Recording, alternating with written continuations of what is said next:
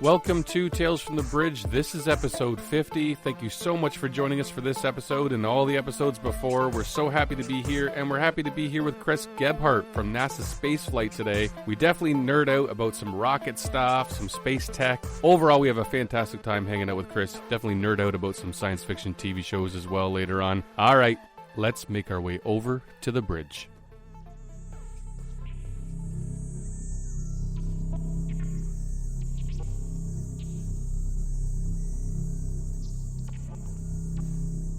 Happy to have Chris Gebhardt with us on the show today. Chris is the assistant managing editor of NASAspaceflight.com.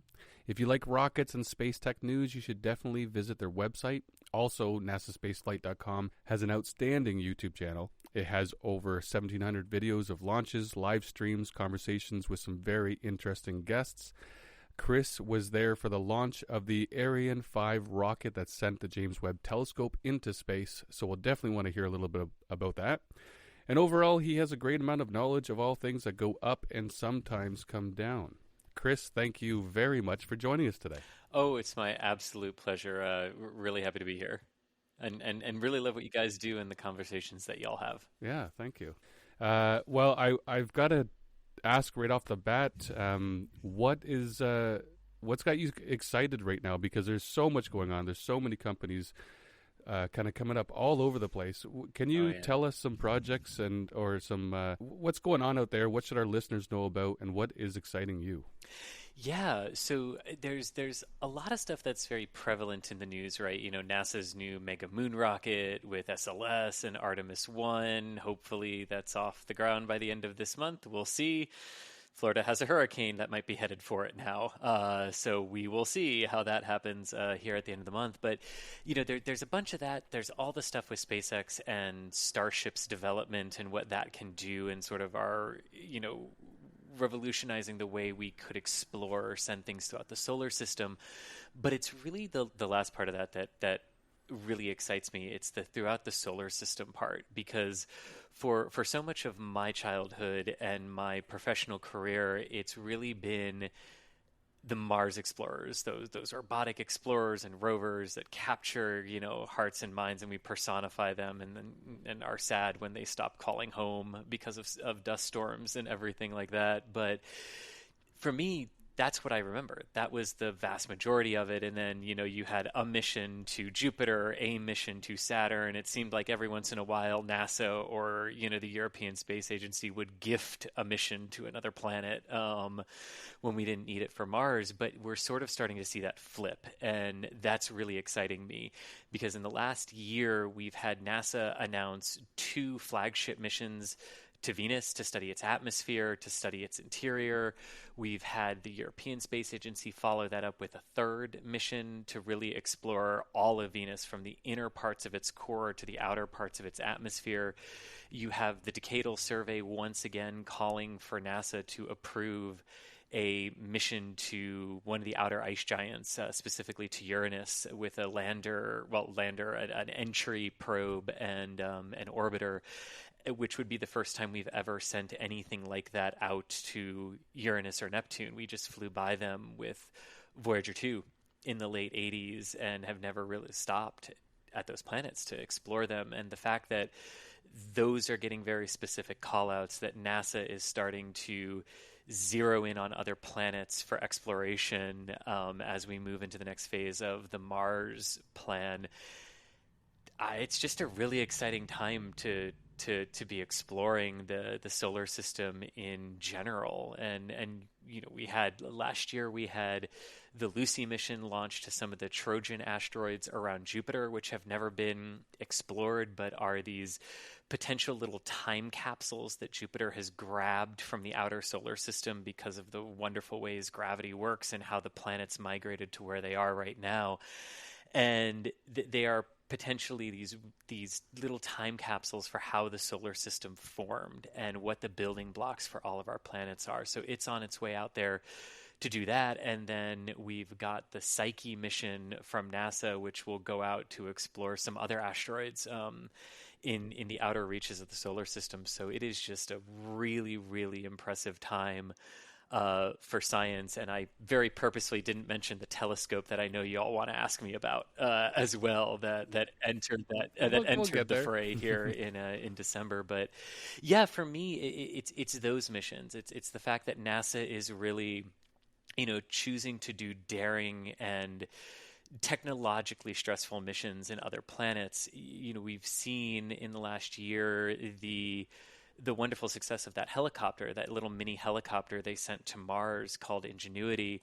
And that is really a precursor to the big Titan mission called Dragonfly, where NASA basically wants to send a rover like the Perseverance rover, the mass of it to Titan, but they want it to be a drone that flies itself from science site to science site on that moon of Titan.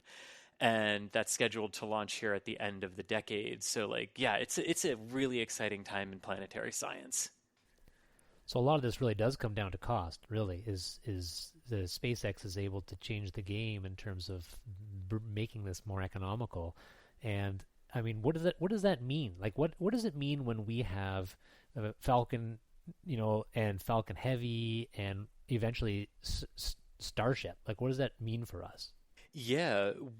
So one thing, the first and foremost thing that it means is that if other companies want to remain competitive, they've got to abandon the more expensive systems that have been our heritage systems since, in some cases with the Delta and Atlas lines, they can trace portions of their lineage all the way back to the very beginnings of the space age in the 1950s and 60s. So, we've already seen United Launch Alliance stepping away from the Atlas and Delta lines to create the Vulcan, which utilizes engines from Blue Origin. Theoretically, that rocket is going to be price point competitive with the Falcon 9 and the Falcon Heavy systems. I'm purposely going to leave Starship out of that equation for a second, because there's also another interesting thing that we see with this, but I'll complete that. We see the European Space Agency pivoting toward more cheaper and uniform versions of their rockets in Vega and Ariane in those lines. We see the promises of Blue Origin with New Glenn, which I really truly do hope that those promises come to fruition. The problem potentially there is that they are trying to compete with a system that Starship is trying to make obsolete. And obviously there's a part of this where the Falcon family will keep flying, because until NASA really, really, really gets comfortable with crew on Starship, Dragon is here to stay. We actually just saw them talking about, some more contracts with SpaceX for the space station's life extension out to 2030. So, Falcon is going to be here to the end of the decade, definitely for the International Space Station program, and maybe beyond to the commercial space stations that evolve from there.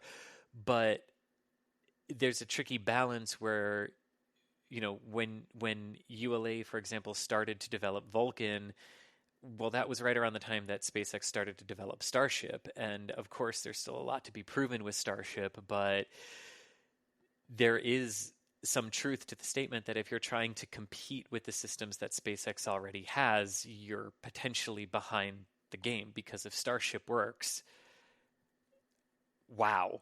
If Starship works, wow. Do you think it's going to work? I think it's going to work. Yeah, I think it's going to work.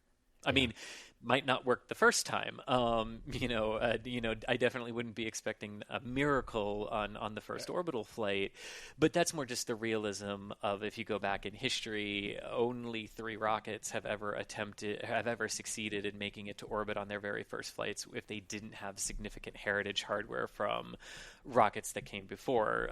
The Proton rocket from Russia is one of them, and the Space Shuttle is one of them as well. So, the odds historically are not in their favor for first attempt, but that would also be historically in line with a lot of other providers that we've seen come online in the last few years, where the first flight doesn't go to plan, but subsequent ones do. And now Rocket Lab's first mission on Electron didn't reach orbit, but they just launched their 30th flight today.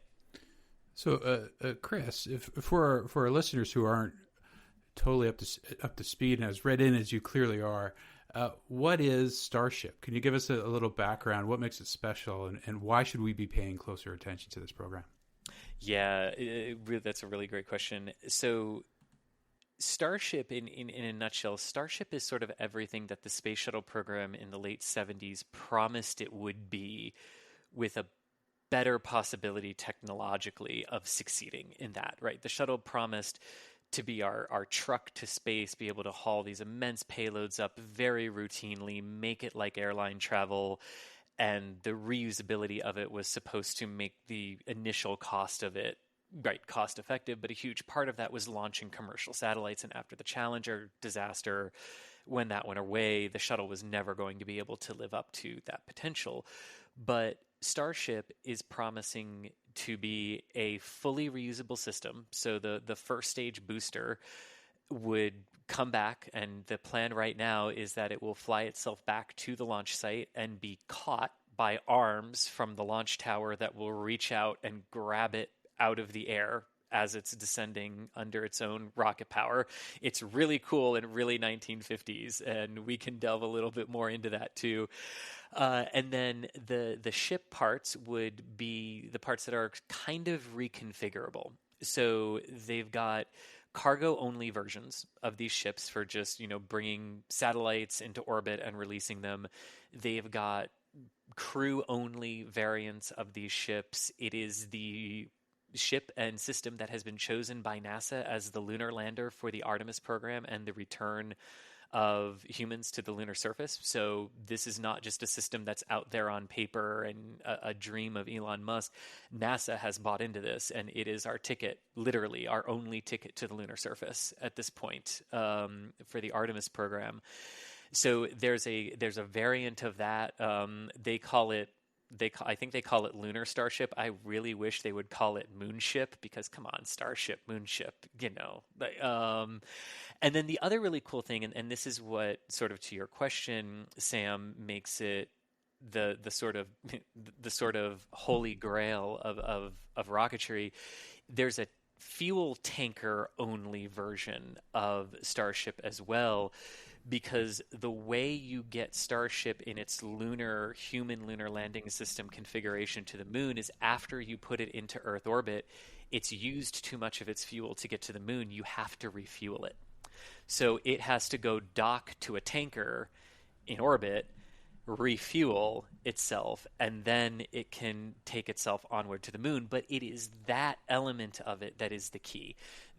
That element is the game changer, because if the promise of this system is, if you can refuel this thing in Earth orbit, it is capable of delivering 100 metric tons anywhere in the solar system in one ship. And to put that into comparison, the SLS rocket from NASA, which when it launches is slated to be the most powerful rocket ever launched in the world, can take 27 metric tons to the moon. And that includes the spacecraft, that includes the stages, that includes all of that as well. And Starship could do 100 metric tons to any location in the solar system. So this just changes the infrastructure of the solar system completely. The International Space Station, obviously, we're letting that one go soon. So we see different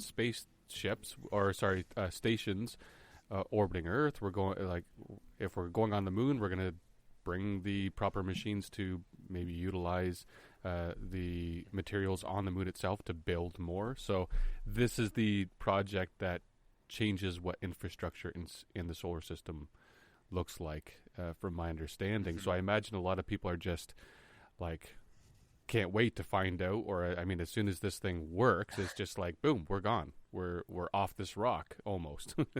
It could be. I think my experience with the industry is, I love the enthusiasm of that, but it might take a few years after first success to get there. But the fact that we're even able to legitimately say that sentence, a few years, is mind-blowing. I'm in my early 30s, and if you asked me 10 years ago, will there be humans on Mars in your lifetime, my answer was, I hope so. My answer is now, Oh yeah, I'm pretty sure unless something goes catastrophically wrong with the Starship program, yeah, there will be, and potentially within 10 years. And that would be the Kennedy-esque aspirational goal, I think, to that one, but doable with some of the technology and systems we've got coming online. Is there new technology that's attached to this program that presents a risk? Yes. Yes. So the system in its entire conception is designed, including the ship, the portions that will carry humans, is designed to land under its own propulsion. Basically, the same engines that ignite to get it to orbit are the ones that have to ignite once it's down in the atmosphere to slow it down for landing. So if you think back about a year and a half when SpaceX successfully did a hop test with one of these ships, and it shot itself up about 10 kilometers into the atmosphere, belly flopped back down to the ground, but then relit its engines and did this pendulum swing to right itself and then land. That's basically how they have to land on Mars to begin with, and that is kind of how the landing sequence has to go when they come back, although the plan is also to catch the ships with the tower arms as well as the booster when they come back. So, that is a really, really, really significant difference to how space flight has been done since human spaceflight began in 1961. Where primarily we come back in capsules under parachutes, from the U.S. to the Soviet Union. That is just and to China now. That is how most of the landings occur. The shuttle used to be the oddball, right, coming back like a plane and landing on a runway.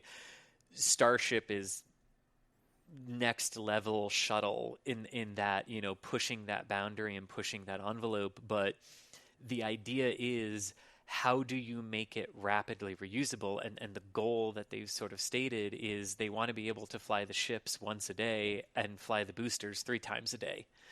So they want to be able to rapidly eventually turn these things around for those kinds of flights, especially those fuel tanker flights up to low Earth orbit to refuel the other ships. They're going to need to have a really high cadence. So all of that sort of comes together to say the engines that they're designing, the Raptor 2 engines, are the new technology, the part of it that is probably the most riskiest just because of how much they are going to have to be relied on. Now, there's a great history of making really, really, really reliable engines for human spaceflight. The shuttle's RS-25 engines, which was called the Space Shuttle main engines throughout the shuttle program, only suffered one in-flight failure, and that failure wasn't even the engine. It was a faulty sensor on the engine that caused the engine to think there was a problem when there wasn't one. So in reality, 135 shuttle flights, take one of those out for Challenger since she didn't make it to orbit on her last flight, 134 flights, and we never had a problem realistically with the engine. So making them super reliable can be done. It's not easy to do, and there's going to have to be a lot of, and that's why SpaceX is sort of doing this too, there's going to have to be a lot of cargo and payload only missions as people and agencies that have to certify this vehicle for lunar flights to eventually ferry people from lunar orbit down to the lunar surface. A lot of testing and a lot of flights are going to have to take place here for that certification to come for the system. So, let's think about this to the next level. This is a science fiction show, and this is kind of where our heads go. Is, let's say we can reliably land Starship on Earth, on the Moon, on Mars. That's where we think about. We think about those 3.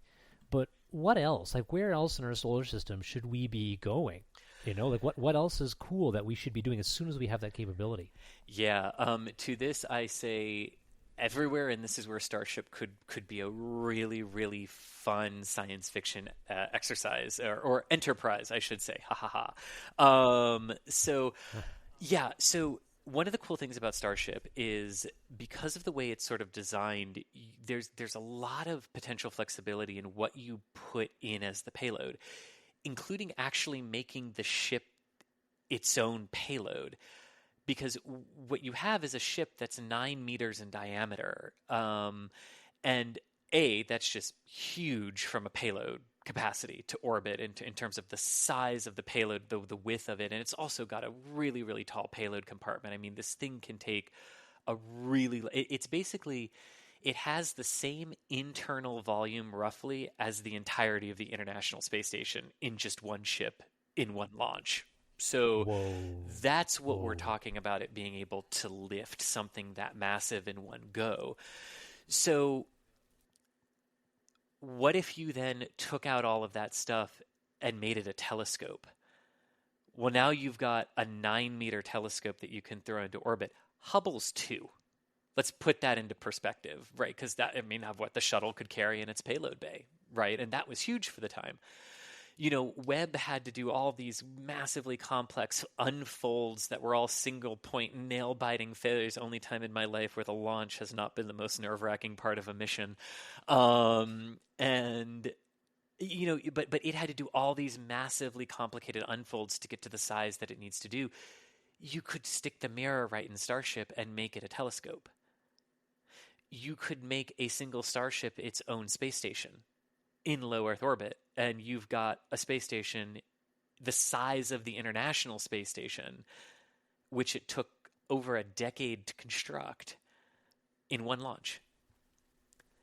So now send that to Venus. Now send that to Jupiter. Now send that to the moons of Saturn and outward to Uranus and Neptune. Now, and starships can even be the probes themselves. Instead of launching the probe, they become the probe, right? Outfit them with the sensors and the scientific equipment, or have a little deployable shelf that comes out, you know, of them. Now, all of a sudden, you're talking not just about a dramatic decrease in the cost to send missions anywhere in the solar system. You're also talking about a dramatic decrease in the cost to build the satellite, because your rocket becomes the satellite. Carl Schrader, who's a Canadian science fiction author, talked about taking Starship, sending it to Venus, and bringing it down into the atmosphere to the point where it's the same as our atmosphere, and just let it be buoyant and let it float there, and utilize, you know, whatever it could study the atmosphere there for days, months, long time. Yeah, and you know, that sort of idea of, because of how dense Venus's atmosphere is, it's not overwhelming from a technological standpoint to start thinking about things that can float there for a few days. You know, we're still technologically, you know, science fiction wise, I would love to see the floating cities on Venus one day, but you know, I think technologically we're a little bit far away from there. But what you just said, like, I mean, that's exactly right. And you know, it's one of the proposals that NASA has for their mission that will actually enter the Venusian atmosphere here. It's going to be a very, very, very slow floating descent down to the surface, because we can take advantage of that with the technology that we have now that we just didn't have back in the 60s and 80s. Basically, the last time we cared about Venus in a large degree. So now we have the tools to be kind of slow and gentle, which works really well for probing Uranus.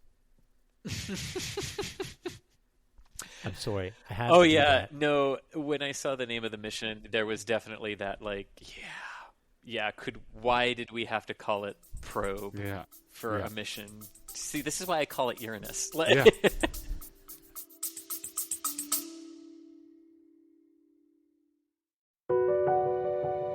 Ever wondered what it takes to make it in the movie business? Peel back the curtain with 4-6 Success Filmmaking. 4-6 Success Filmmaking is where filmmakers share their stories and the secrets. It's beyond competitive out there. There have been movies that it's taken me 10 years to get made. Don't wait to create. Like, you've got to just keep making stuff.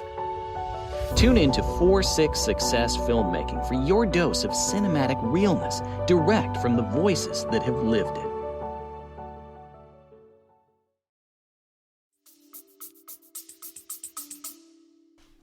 Well, I have to imagine that a lot of people in your industry just want to rage on people who make those jokes, so I apologize. I think a lot of us, though, I think a lot of us like it, too, because you need levity, right? That's true. So, Chris, I'm curious, like, what was your path to can I say like space journalist? Is that okay? Yeah, yeah. Because it's just fun to say, and I mean, it's your beat that you cover is really fascinating. You're clearly well read, and you've got a Deep Space Nine in your background there, and so can you do you mind sharing a little bit about yourself and what your path was here, and how you got what seems to me one of the best jobs in journalism?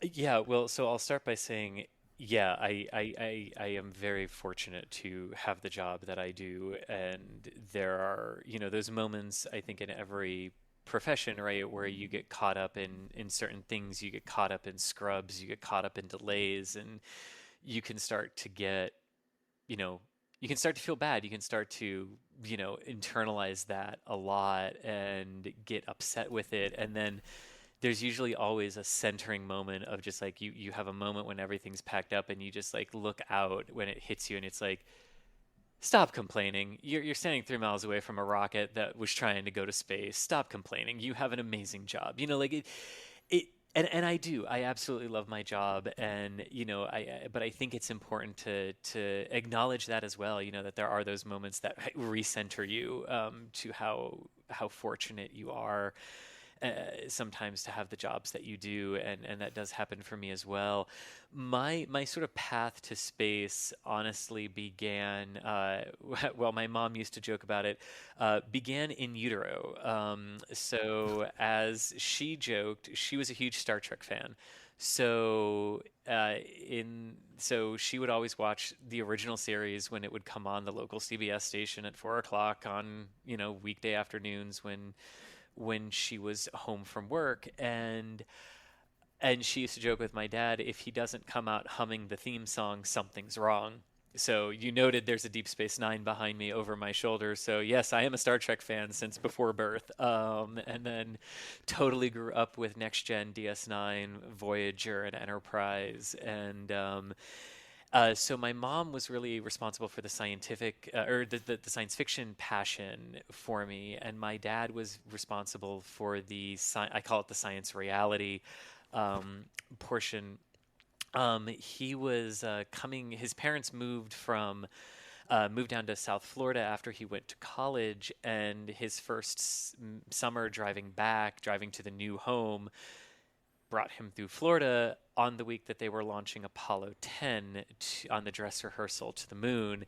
So he camped out overnight in Titusville and watched Apollo 10 lift off to the moon, and he never missed another human space flight with his own eyes from that day until the day he passed. And he gave that to me as well. And there's a photo that I had at one point where I was 10 months old and he's holding me in his arms, and my mom took the photo, and we're standing across the river in Titusville, and the date on the photo is the date that Discovery returned to flight from the Challenger disaster. So I too have technically seen every U.S. human space flight with my own eyes since the day I was born, even though I really don't remember a lot of them because I was way too young, but I have technically seen them. So, and I grew up here. I grew up in Florida, just north of the Space Center. We always went down for shuttle missions with crews, but I was very fortunate to be able to just walk into my backyard and see the satellite missions lifting off from the Cape. And then I applied to a bunch of universities in many different countries, and the one that gave me a full scholarship was right here in Central Florida. So that's the one I took, and that's what I went with. And it was while I was in college that I found NASA spaceflight. And as happens, sometimes you go down rabbit holes. And I was clicking on links and eventually found the original Coming Soon homepage for NSF, where Chris Bergen was asking for anyone with writing experience who wanted to cover either the shuttle or the ISS. Those were the two programs back then, shuttle or ISS, and my, how we have grown since then. And I sent him a message and applied, and he gave me a test article to write and hired me right then and there. My actual background has nothing to do with engineering or spaceflight or anything like that. My actual degrees are in cultural studies and English composition and rhetoric. There's some transferable skills there, I'm sure. Yeah. Oh, there are, yes, but no formal journalism degree and no formal engineering training at all. I self-taught myself everything I know about the shuttle and all these other rocket systems. Well, it sounds like you grew up with the future happening in your backyard. That's hard to escape. It's pretty amazing. What do you think the chances are of you reporting from space? Oh, I would go in an absolute heartbeat. I hope those chances are rapidly increasing, shall we say. I think we're actually recording this on the anniversary of the Inspiration 4 crew launch a year ago from the Cape, where I really admit that was the first time I watched people walk across a crew access arm and get into a rocket and went, oh my God, they're me. Like, they have the same degrees that I do. They're not, they're not Army test pilots or, medical doctors with these massively impressive and deserving careers to be an astronaut, right? Like, this is me. Like, I see myself walking into that spacecraft. And I mean, honestly, that meant an awful lot to know that possibility was there. And I would go in a heartbeat. If offered, I would do it. Yeah. Oh yeah. Well, you're talking to a bunch of other guys who happily would too. Right. I think, right? Yeah, I would hope so. Right? Like, your show is Tales from the Bridge. My preferred way of getting up there. So I have to answer this historically first before I go with the current day systems.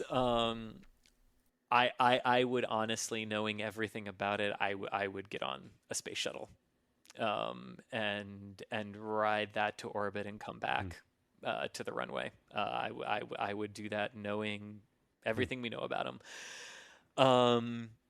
I mean, right now, I gotta say, the Dragons are the way to go, right? It's the sleek first class ride. It even thanks you for flying Dragon, when you get to orbit. I think it says thank you for flying Dragon today or something like that when the first time it took Bob and Doug to orbit. So yeah, I would honestly, I would get in, I would ride Dragon or Starliner to orbit, especially based on Starliner's performance on its second orbital flight test, which seemed to go really, really well. I would fly either of those systems to orbit. Well, they're inviting YouTubers in particular. At least Elon Musk seems to be spending a lot of time with Tim Dodd from Everyday Astronaut. Like, he seems to have an affinity for folks who have a presence on the internet. Like YouTubers. Maybe he'll take a liking to you and invite you on one of his ships. From your lips to there Elon's ears. We'll let him know. We'll let him know. I don't know what my honest emotion would be like, because and this is sort of the way, like, I think about it. This is where, like, my reporting side and my space romanticism side, can collide sometimes, because for as much as I've got to report on the Orion flight that's coming up on Artemis 1, there's a moment in that flight where it's going to get like 40,000 kilometers away from the moon on the other side of it, and its onboard cameras are going to have the Earth and the moon in the same shot as one another. And what would it be like as a human being to see that? Not to see Earth just rise over the moon, but to see both of them out your window in the same shot. Like, that to me is like, I don't know what my emotional reaction would be. Like, I would be an absolute mess. The observer effect would the observer effect hasn't met me. Yeah. Let's put it that way. If you could go and you could describe it eloquently, I think you would add value to that mission. Like, it's like sending William Shatner up into space to talk about it. Gosh. And what when he came back, when he did that flight a year ago and he landed and he started talking, like, I was literally sitting at this desk at this computer telling the people who couldn't hear me on the ground, shut up, he's talking, like, we've got it. This is the moment you want to hear what William Shatner had to say about a moment. And I don't know how anyone wasn't honestly moved by what he said in that moment. I mean, that was so perfect and nice. Nice, Tristan. But it was shockingly early. It was like, he just got back from space and now he's signing autographs at Fan Expo. The guy's got energy. Oh my gosh, I know. I hope to have that much energy. Wow, he's 91 now. Man, I hope to be that on the ball at 91. Yeah. I think one of the important things about that flight, though, was what he had to say, right? Because for all the professionals who have gone up and described it, I mean, not an intentional quote from Wrath of Khan, but his was the most human. I mean, that was the most human reaction to seeing space I've ever heard. And for that, massive props to Blue Origin for arranging him to go on that flight. It might be washed out. And, like the other thing that we were sort of talking about after that was no one's ever had an interview that soon after coming back before, right? It's always been hours after medical checks and sometimes rest and sometimes days, right, before you could talk with them when that raw, immediate element of it had faded. And I was really glad we got it. Really glad we got it. Yeah, Chris, that was exactly our sentiment when we heard that. Marty, who's not here today, was actually quite emotional, I think like you were, when he heard William Shatner talking about his experience up there. And that's what we miss. That's not what we've had, because everybody who's gone up has been a professional astronaut and has been trained to expect all these things. So the wonder and the glamour of it and the unexpectedness of what it should feel like when you go up there it's kind of washed out, I think. So that's why they need to send you, Chris, so that you can go up and you can talk about it. Chris has DS9 right behind him. Starship's going to start building it in the next 6 years, I think. I actually have a Starship right behind it in plushie form. Oh, wow. That's amazing. Yeah. So I imagine you like other sci-fi as well. I know that I haven't caught up too much on this show, but I know Kevin, Sam, and Marty also love For All Mankind. It seems to really capture something real about what's going on even today. And there's got to be what's got you watching all the time. What movies are you excited about? Are there any books that you can recommend? Anything that you want to share with us that you're loving right now? Yeah, I mean, man, I think what a time to be a nerd, right? Like Star Trek has 5 concurrent series on the air. We've got Star Wars series on the air. We've got Lord of the Rings on the air. I mean, man, if you could go back to 2000 me, man. Just tell me 2022 is the year of the nerds for that one. But I've got to agree with you. Like, I'm really loving in the current Star Trek world, really loving Lower Decks and Strange New Worlds. Those are really the 2 from the current ones that, like, I mean, I appreciate them all, and I cannot wait to get the entire Next Generation cast back for season 3 of Picard. But I mean, to be honest, the first season of Strange New Worlds, I don't know what the right adjective is. It shattered my expectations, blew them out of the water. And a really interesting first series where for me, it's really hard to pick out what the quote unquote weakest episode of the 10 were, because they all kind of held their own for me in different ways. But outside of Star Trek, I gotta say, For All Mankind is the one that's really honestly captivating me, because it has a way. So in general, I'm not a fan of these alternate realities of how the space race went, because it's usually, to me, it doesn't. There's a realism that isn't captured to it, where For All Mankind, to me, not only captured like the raw emotion of, the reversal of the lunar landing fortunes, but where would you go from there, right? Like, it was very real to me in episode 2 that, man, if we had not won the race to the moon, we would have turned on von Braun so quickly as a political liability. And I mean, that is exactly what they then go to do, right? Pushing the Saturn V system harder than maybe it should have. Like there's a lot of people who are just saying, yeah, it didn't have a launch failure because it just didn't fly long enough to have one. With that system, and we see that in, and then we see that happen in For All Mankind, and then the sort of extrapolation that they do from there to say, okay, if if from there we would have still gone to shuttle, what would that have looked like in a continued space race age? That's a hard string of three words to say together, apparently. Um, and then moving onward from there to Mars, it's sort of done in this very grounded and realistic way where I never lost the overall emotional arc of the unforgivable moment of the Soviets winning, for that series, and I really appreciate it for that grounded realism. Probably, which is why I also really, really loved The Expanse. I'm sad it ended, but I'm glad they got to do the first six novels. Before the novel, because the novels do a weird time jump after book six, so it's nice that they were able to complete all of that before the time jump, and I think we can definitely say thank you, Jeff, for saving that one for us. Yeah, I'm a huge fan of the Expanse, and what I loved about it was that it felt like an attainable future. Like it felt like a that some version of that's totally plausible in terms of what might happen and how humans evolve in space. They did such a good job, and the books do such a great job of grounding it in reality. There isn't some fantasy. I mean, they have the Epstein drive, but it doesn't.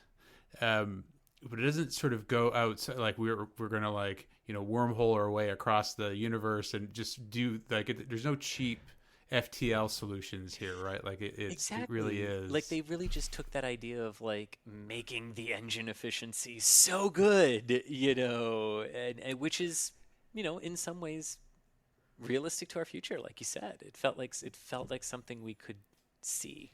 You know what you might really like, Chris, is I don't know if you've read The Apollo Murders by Commander Chris Hadfield. I have not, no. So usually I wouldn't recommend literature by an astronaut, but I think you would like it. I think folks who are real enthusiasts around the Apollo programs and around realism, and this is an alternate history sci-fi kind of book that some people would really appreciate. I think you would really like it. I definitely have to check that out. You're now the second person who's talked to me about that.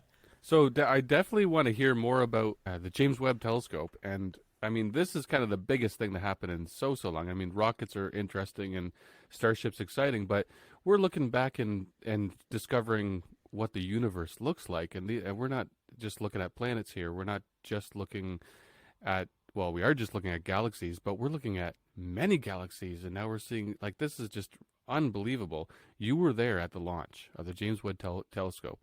And this has got to be, I mean, was it life-changing for you? What does it do to your perspective on watching something so important leave the Earth? Yeah, so I actually wrote about Webb professionally before it had its name, which for the reporter side of things is quite a lot. There aren't a lot who can. There are a few of us who can definitely say that that sort of reporting spanned a good chunk of its time, and there are some who can say that they were there reporting on it, from the very beginning when it first became a thing in the 90s. NASA and the European Space Agency and the Canadian Space Agency all had a really difficult time ahead of themselves with this launch, because it hit, it ended up coming during the pandemic, where travel and logistical nightmares sort of ensued. And for a while there, in the height of the pandemic, there were even questions as to whether there could safely be a media presence there. And sort of as the vaccine rollouts started happening and there was good movement on that front, they were able to say, okay, yeah, we have 20 positions for the media and we have to share those 20 positions and figure out who gets to go. And I was incredibly fortunate and incredibly humbled to be one of those 20 who were chosen to be able to go. It was a fascinating time to try to travel because it ended up right over the Christmas and New Year's holiday. And the way you get to French Guiana, its launch site is from the U.S. is you have to go to Paris first, and the flight connections basically mandate a layover in Paris going both directions because Air France is funny and they think an hour and a half is enough time to land at one airport, clear customs, get your bags, drive across the city to the other airport, go back through security, and make it onto your plane. And it's like, yeah, I'll take the hotel room for one night, please, on that one. But there also wasn't a lot to do because this was right around the time when the Omicron variant was arriving and nobody really had a good handle on exactly what it was. So, there was a lot of hesitancy around that. If I had managed to contract it on part of the journey and tested positive in Paris, I wouldn't have been allowed to board the plane to go to Peru. So there was a lot of stress that came with that travel, as well as taking all of our broadcast equipment and then desperately checking it over and getting it to work. And major hats off to our folks, John and Michael. John, you probably better all know him as DOS, for getting that all up and running and working. But then, got to French Guiana. We ended up with an extra day there because of a delay for upper level winds. And what was really nice down there is there was such a energy and excitement throughout the spaceport there because folks who had been there and working on this campaign for months and months and months and months in isolation from their families and all the holidays they had missed because of the hassle of international travel back then, with all the COVID restrictions, there was such a sense of excitement and joy that it was here. The launch was finally here after 25 years of build and development and all the struggles of and everything of getting the telescope there, getting it checked out, getting it finally fueled, and getting it on top of the Ariane 5 for launch. I can honestly say nobody cared that it was Christmas Day. But I mean, our families were more like, "Oh, that sucks that you have to be there," and it was like, I don't care. It's if after 25 years this thing launches on the 25th day of a month, I'll take that as a wonderful sign that it was meant to be, and it's all going to go according to plan. And it was it was a really early morning, getting up around 4:00 local time or just before there, to get into position and everything for the liftoff, which came about 8:25 local time. And, French Guiana is also this place where it's usually overcast. You usually only get to see the rocket for about 10 seconds before it's into the clouds. And while it was overcast, we got about a good 30 seconds of view of Ariane as she took off with Webb. And we were just the right amount of distance away from the launch pad that by the time she punched through the cloud deck and we couldn't see the rocket anymore, that's when the sound waves started to reach us. So from my perspective, I got to track the vehicle with our broadcast camera there on the ground, a dream come true, to be there for a launch, let alone the launch of Webb, of all missions, the launch of Webb. And I got to track it and do that part of my job. And then when there was nothing left for me to track is when the sound got there, and I just got to sit back and close my eyes and feel it happen at that point. Yeah. So there are a couple of differences, and rockets like Ariane 5 and the SLS that have really large solid rocket boosters do have a very different effect than a liquid fueled rocket like the Falcon 9 or the Falcon Heavy would. So with Falcon 9, it's a really intense sort of concussive sound from the engine, so you can kind of feel your shirt moving in the sound waves sometimes, depending on how close you are, depending on atmospheric conditions on the day and how that's all moving. And you can hear Falcon 9 for, a good 7 minutes after liftoff. You're still hearing the sound in the upper atmosphere and everything with that. Whereas the Ariane 5 and what it was like to feel James Webb leave the planet, the solid rockets are, beating through your chest. You can feel the sound waves pulsing in your lungs as the concrete building that you're standing on is shaking under all of the force of the rocket leaving the ground. Being there for a rocket launch is a very, very visceral experience, and the closer you are, or the more powerful they are, like SLS and Starship, Starship really, they can almost become overwhelming in the sound and the intensity for everything. It's incredible. And then the buildings you're standing around can also react and behave differently to different kinds of rockets. So like, for example, when like an Atlas lifts off from the Cape here in Florida, and we're standing at the Kennedy Space Center, we just sort of hear the rumble coming off of the vehicle assembly building and sort of like bouncing around.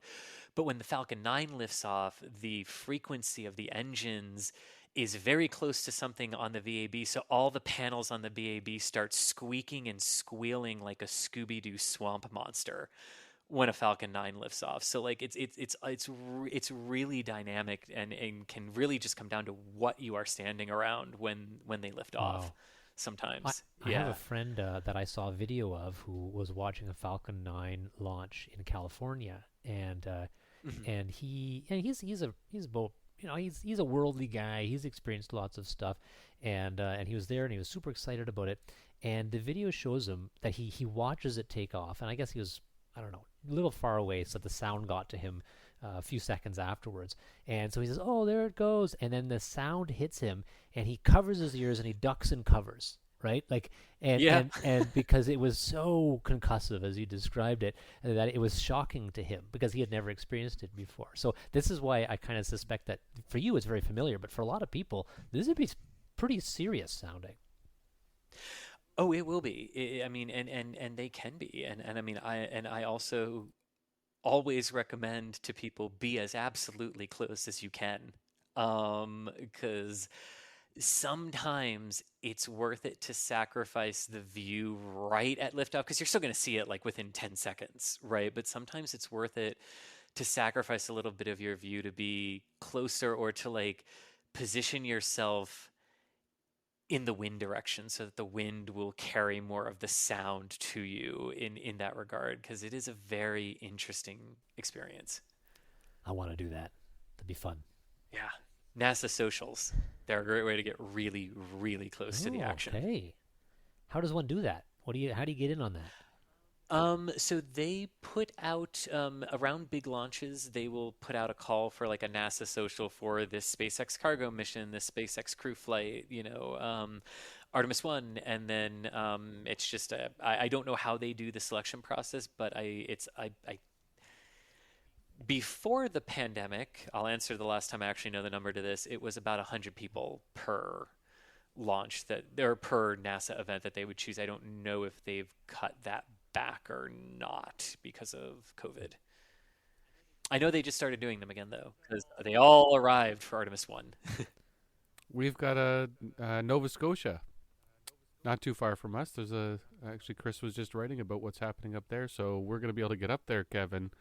Go for a drive, watch some rockets launch. Yeah, we actually did just write about this. We talked with the folks over at, it's called Maritime Launch Services. They're just outside of Canso, Nova Scotia. They just started breaking ground on the launch site. I think their plan is a suborbital test flight next year, and then first orbital flight in 2024. And it's not like like a small rocket. It's a good, like it's this class of rockets that launched the Cygnus spacecraft from Northrop Grumman to the International Space Station right now. So it's a good medium lift capable rocket there.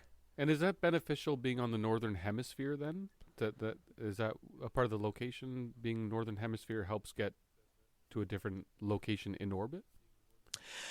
Great question. So so you can essentially attain. So basically orbits are, you can't go lower than the latitude that you are at. So like if your latitude is 45 degrees north. The lowest you can get to the equator in an orbit is one that will go as far north as 45 and as far south as 45. But one of the good benefits to being, and I chose that number for a reason because it's more or less where this one in Nova Scotia is you're equidistant between the equator and the North Pole. And that actually gives you a pretty good positioning to be able to do what are called low inclination missions, which is what a 45-degree orbit would be, and these really high inclination missions that some of the constellations that we're seeing have to get up and get into, these polar constellations and for polar missions. So it's actually pretty well suited in sort of splitting the needle between satellites that need to get close to the equator and satellites that need to get into polar orbits. And that's where a lot of the potential traffic could come from for maritime launch services. And because they chose Nova Scotia as well, they basically just have the entire Atlantic as their launch range. So you don't have to worry about overflying land or upsetting other countries further downrange from you, which is something we sometimes have to do when we fly over Cuba. Or like that one Starlink did where they just went straight through the Bahamas and landed the booster between two of the Bahama Islands. And it's like, oh, can you imagine being in one of the resort hotels and like, what's that? Oh, just a rocket booster landing on its drone ship. You know. Well, if you come up to cover that, Chris, we'll meet you there for some maritime drinks and rockets. That sounds good because we definitely plan to be there for that one. Oh, I was actually going to ask you guys a question that you all asked me. What got you interested in space and science or science fiction? Well, I can tell you for me, what got me interested in space was science fiction. So, very clearly my trajectory to being interested in all things SpaceX and NASA and, that kind of stuff was Star Trek first. Kind of like you, I think, although you have a very tangible connection to very real space launches, unlike most people. So I kind of feel like sci-fi is the gateway drug to real science, real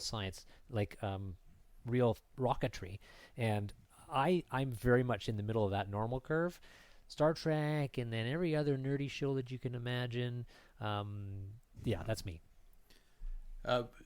My path, believe it or not, was Lord of the Rings, and people was going to go, what? Nice. But I, as a kid, that was sort of the first big series that I read, and I realized that was really literature-wise I was a big reader as a kid and still am, and for me, I wasn't reading about people at work. I wasn't reading about cops and that sort of thing, which I just didn't find that interesting. I remember my dad introduced me to Lord of the Rings, and that was it for me.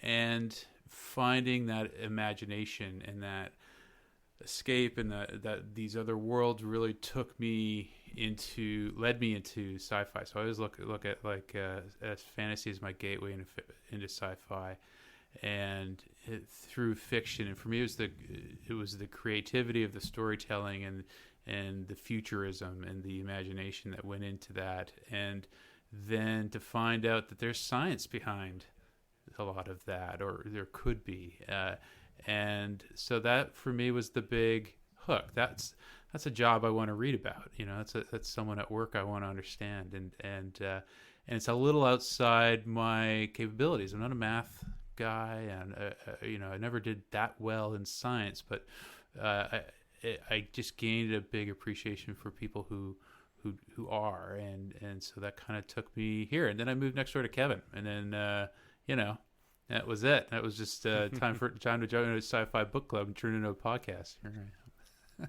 Yeah. Well, I really appreciate the question, Chris. I love that.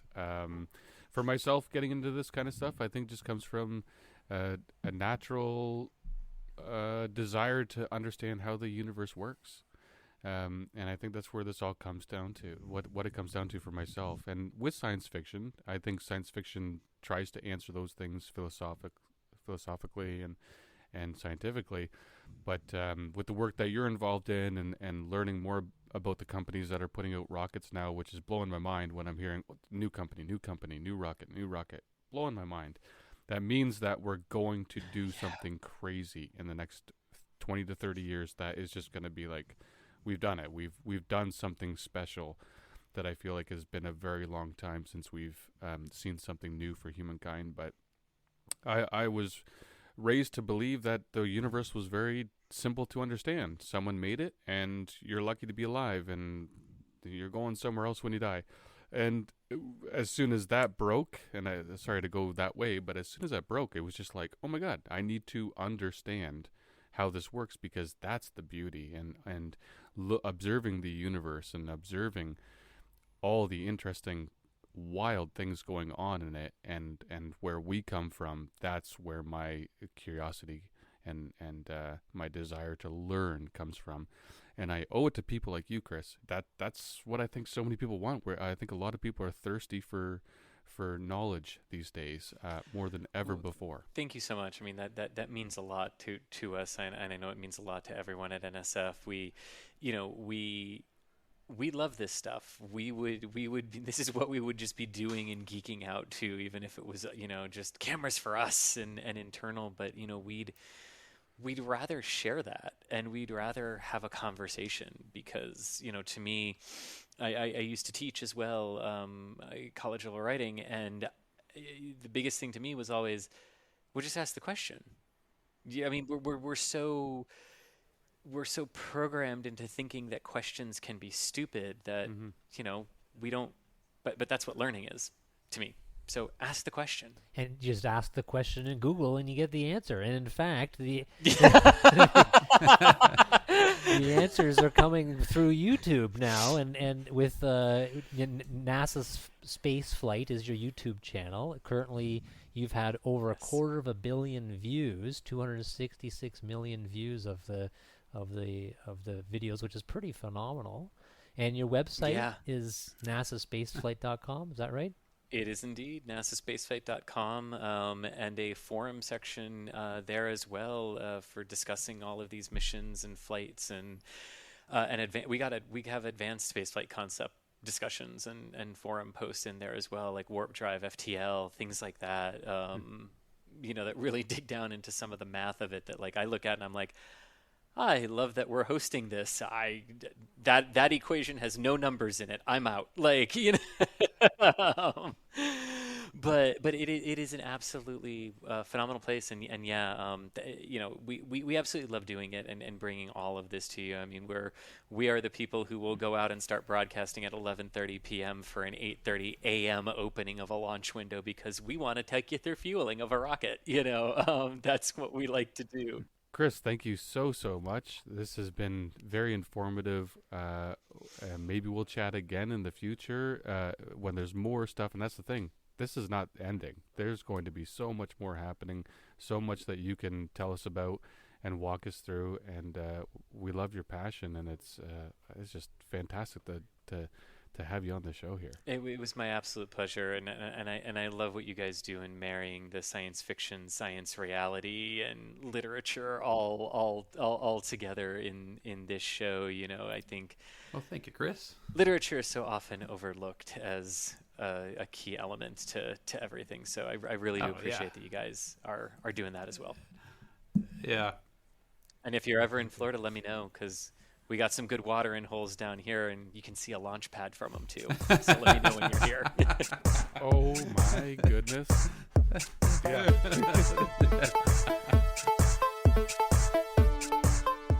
Thank you, Chris, for joining us, and thank you, listeners, for joining us for episode 50. We're so happy to have you. Please follow us. Please write a review. Let us know how we're doing. We want to hear from you. We really appreciate our listeners very much. Follow us on Twitter. Let's have more conversations. Find our group on Facebook. Let's just chat. Let's talk about geeky stuff. Thanks for joining us. Until next time.